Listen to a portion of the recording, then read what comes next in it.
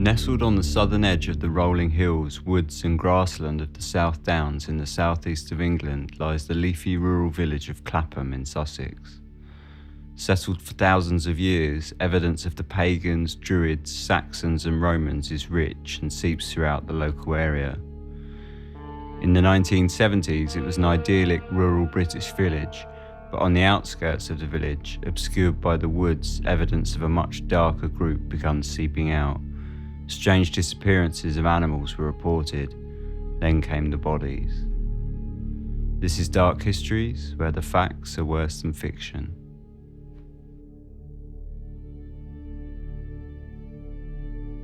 The South Downs is a long range of rolling chalk hills that borders Winchester in the west and stretches for over 70 miles eastwards across counties to the chalk cliff faces of Beachy Head in Eastbourne. Holding national park status, its farmland, dry valleys and steep hills are interspersed with thick wooded areas, and dotted throughout, small villages and towns nestle amongst the green landscape.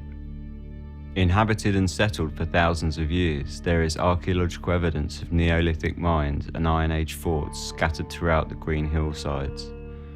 Two of these forts are atop large hills on the outskirts of Clapham. The first is named Chanctonbury and sits at a height of 782 feet, and there is Sisbury that stands at 600 feet. The visible remains of the fortified walls from large circular indentations on the vast hilltops are known simply as Sisbury Ring and Chanctonbury Ring. Along with Rackham Hill, they form the Devil's Triangle, a triplet of large earthen hills said to have been created by the devil when he scraped up mounds of earth and threw them aside in an effort to create a valley and flood the area to destroy the Christian churches. Upon hearing the crowing of a rooster, the devil was cut short in his work and fled, leaving a large valley, now known as Devil's Dyke. The village of Clapham sits quietly alongside these hills. The church in the village was built in the 12th century and dedicated to St Mary in 1406. The local farmland of Lee Farm acted as a leper colony in the 13th century, and the surrounding area with its high vantage points played important roles in invasions from the Saxons and Romans, and was used in armoured vehicle training during World War II. In modern times, Clapham is a quiet rural village with a population of 275, a footprint of 2 square miles, and consists of only a handful of streets and dusty tree-lined footpaths.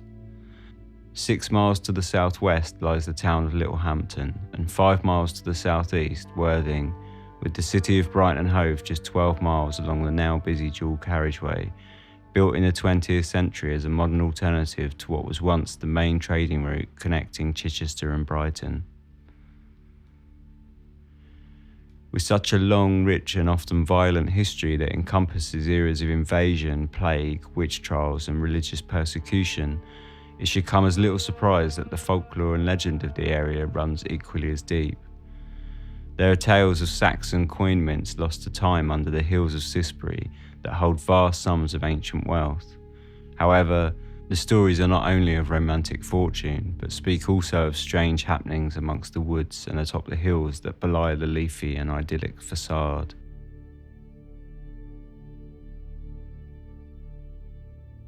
The devil has a long and varied history in folklore throughout Sussex and lends his name to many places.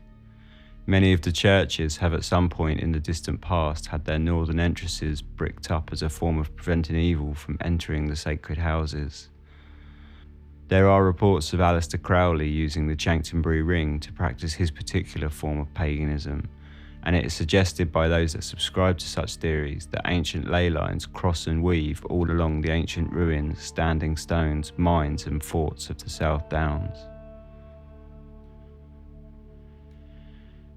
In a woodland area outside of Clapham village, there are numerous reports of strange happenings that draw from the folk history of the area. In 1967, when a group of university students attempted to spend a night within Chanctonbury Ring, they left in a sudden panic, leaving all their equipment behind, though none of the group ever told details of their story.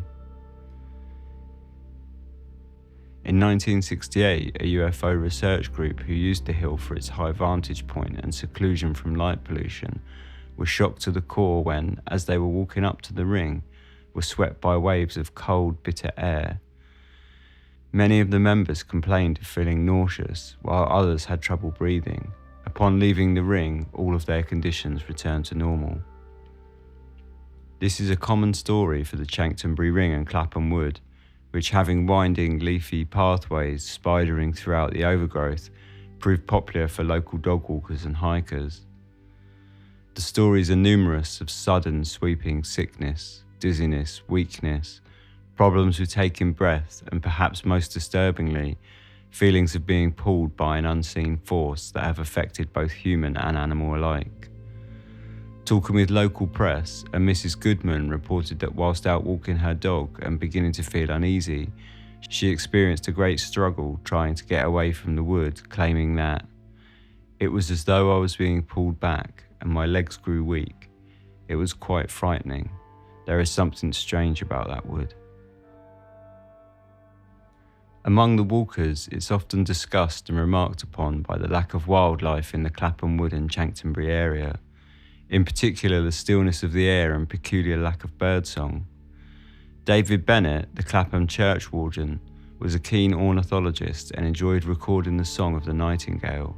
However, he noted that since the mid-1970s, the presence of any song at all had completely disappeared. The woods are left with an uncanny silence rarely found anywhere else on the South Downs. In 1975, the Worthing Herald, a local newspaper, carried a story which detailed mysterious accounts on the behaviour of dogs in the area. Wallace, a 3-year-old chow belonging to Mr. Peter Love, was being taken for a walk by his son in an area of the wood locally known as the Chestnuts, when it simply disappeared. Despite a thorough search, no trace of the dog was ever found. Following the publication of the story, numerous other local residents contacted the paper to report on their own experiences, and a week later, a 2-year-old collie belonging to Mr. John Cornford also disappeared in almost the same spot of Clapham Wood. This dog too was never found. Aside from disappearances, there were also 2 reports of dogs becoming agitated, and in the case of Mr. Rawlins, whilst out walking his golden retriever, the animal became partially paralysed and later had to be euthanised. Mrs. Wells told of how her collie became so agitated as they neared the Chestnuts, she immediately turned round and took the dog home, whereby it calmed down as soon as they left the vicinity. This story was emulated by the owner of a pug who noticed her dog shaking violently and began foaming at the mouth upon their approach to the area. Thinking the dog was having a type of fit, she rushed it to a local vet who found no physical problems and pronounced it perfectly healthy. Dogs are one story, but horses quite another. There was one report of a rider who tethered his horse to a tree whilst he went into the overgrowth to relieve himself, and upon returning, the horse had completely disappeared and was never found. On the rocky and overgrown hillside, there is also the existence of a mysterious pit, where nothing appears to grow and no one seems to know how and when it was created. There are theories of an ancient lime pit, as well as some who claim it was from a Second World War bomb that dropped and created it as a crater. The truth is completely unknown and completely unrecorded, however, and it's simply referred to as the pit. Alongside vague stories of dense mist, which seem to take the shape of animals, a fox and a bear, there are 3 well-known haunting legends surrounding Clapham Woods and Chanctonbury Ring. The ghost of an ancient Saxon man was said to have stalked around the ring, scrabbling on the ground and always seemed to be looking for something. In 1866, a local ploughman uncovered a hoard of Anglo-Saxon silver coins in a small pit on the hillside, and ever since reports of the Saxon ghost ceased. There are many folk tales concerning running around the ring at midnight, sometimes circling clockwise, sometimes anti-clockwise. 6 times or 12 times, the means are varied. However, the end result is the same, and that is if upon completion of the rite, the ghost of a druid is said to appear inside the ring. Finally, there is the visage of a medieval astrologer who took up residence within the ring to study the stars.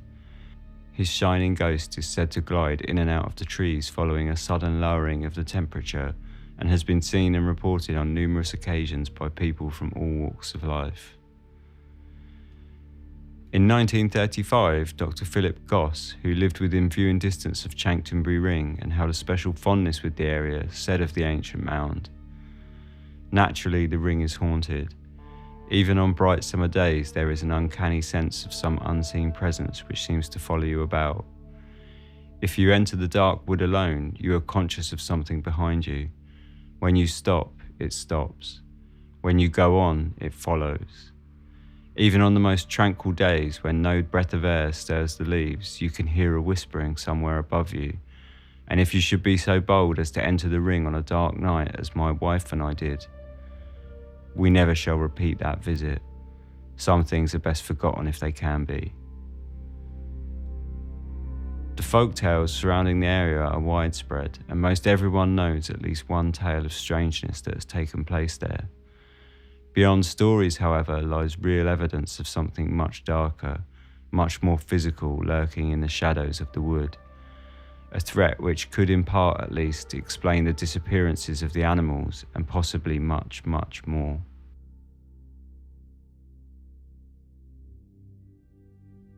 Aside from the various other reported phenomena, Chanctonbury has also been the focal point for several reported UFO sightings, offering fairly easy access as well as a high vantage point and a level of seclusion able to remove a night sky watcher from the light pollution of the nearby city of Brighton and Hove and large towns of Worthing and Littlehampton.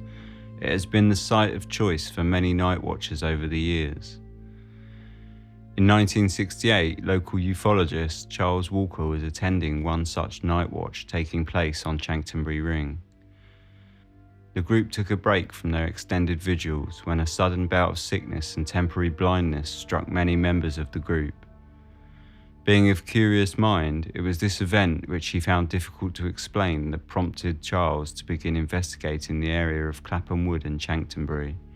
What he was to discover was beyond anything which had been uttered of the area so far. In the late 1970s, Charles was investigating the numerous reports of missing dogs in Clapham Wood in relation to his own research. He had placed an advert in the local paper appealing for information that included his personal telephone number. Unsurprisingly, he had received a number of prank calls, and so he was somewhat suspicious of a wild goose chase when, one evening in 1978, he received an anonymous call from a well-spoken man suggesting they should meet. Arrangements were made for the pair to meet at 9 p.m. that night in the now renowned area of the woods named the Chestnuts, close to the disappearances and strange happenings that had been taking place. The problem for Charles was that the call had come in at 8:30 p.m. With little time to decide, he jumped on his bike and rode to the meeting spot without giving too much thought as to the motives behind the caller. As he walked up the overgrown footpath to the meeting point, he felt a moment of fear as he suddenly realised, now he was out in the isolated woodlands surrounded by nothing but darkness in all directions, that perhaps he was not entirely safe. Alone, he waited. After several minutes of pacing back and forth, however, he began to suspect that perhaps the caller had led him on a path to nowhere, just another prank. There was no sign of the caller, and he turned to leave and make his way back down the path to the warmth of the humming traffic below and the lights of the busy main road. As he began to move away, however, a voice echoed out from the darkness of the bushes. It offered Charles details of information he had coveted for several years prior. Writing in the demonic connection, the man was said to have spoken thusly: "Don't attempt to look for me. For your safety and mine, it is imperative you do not see who I am." He then went on, "I am an initiate of the Friends of Hecate, a group formed in Sussex. The nearest I can describe our activities to you is that we are followers of Satanism. At every meeting we hold, we sacrifice some animal or other. My fellow initiate who is with me tonight will confirm that if you doubt what I say. We hold meetings in Clapham Woods every month, and dogs or other domestic or farm animals are sacrificed. It all depends on what is easy to obtain at the time. Charles then apparently asked if the group were connected with the missing dogs in the area, to which he got the reply, "I have already told you that our cult demands a sacrifice at every meeting." The voice then went on to add a last ominous warning to Charles. "There are people in high places holding positions of power and authority who are directly involved and will tolerate no interference. We will stop at nothing to ensure the safety of our cult."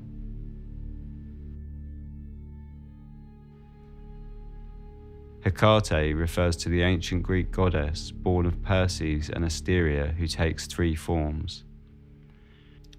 Pictured with three human forms as well as the head of a dog, snake and horse, she was the goddess of the moon, Selene the moon in heaven, Artemis the huntress on earth, and Persephone the destroyer in the underworld.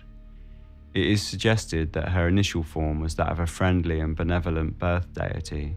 However, since the medieval period has become more commonly associated with her darker aspects, that of the crossroads, long referenced in folklore as gateways to the underworld, of witchcraft, herbs and poisonous plants, ghosts, necromancy and sorcery, and she is commonly referred to as the goddess of night terrors.